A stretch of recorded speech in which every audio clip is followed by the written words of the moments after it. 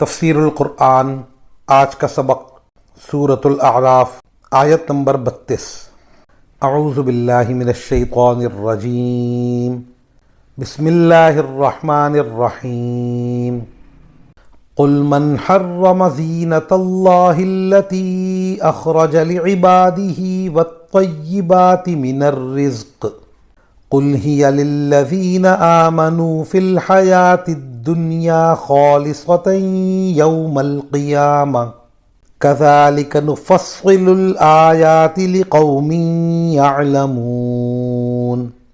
ترجمہ: کہو کہ آخر کون ہے جس نے زینت کے اس سامان کو حرام قرار دیا جو اللہ نے اپنے بندوں کے لیے پیدا کیا ہے، اور اسی طرح پاکیزہ رزق کی چیزوں کو۔ کہو کہ جو لوگ ایمان رکھتے ہیں ان کو یہ نعمتیں جو دنیاوی زندگی میں ملی ہوئی ہیں قیامت کے دن خالص انہی کے لیے ہوں گی۔ اسی طرح ہم تمام آیتیں ان لوگوں کے لیے تفصیل سے بیان کرتے ہیں جو علم سے کام لیں۔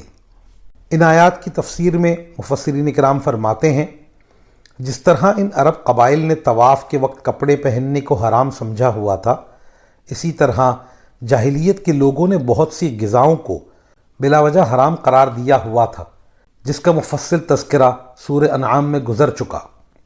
نیز حمص کے قبائل نے گوشت کی بعض قسموں کو اپنی امتیازی حیثیت ظاہر کرنے کے لیے اپنے اوپر حرام کر لیا تھا، حالانکہ اللہ تعالیٰ کی طرف سے ایسا کوئی حکم نہیں آیا تھا۔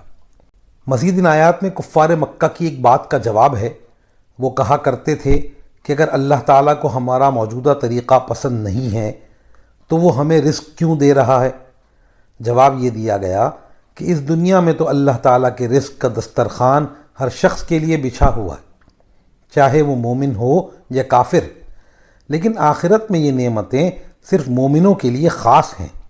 اس لیے یہ سمجھنا غلط ہے کہ اگر دنیا میں کسی کو خوشحالی میسر ہے تو یہ اللہ تعالیٰ کی رضامندی کی دلیل ہے، اور اسے آخرت میں بھی خوشحالی میسر آئے گی۔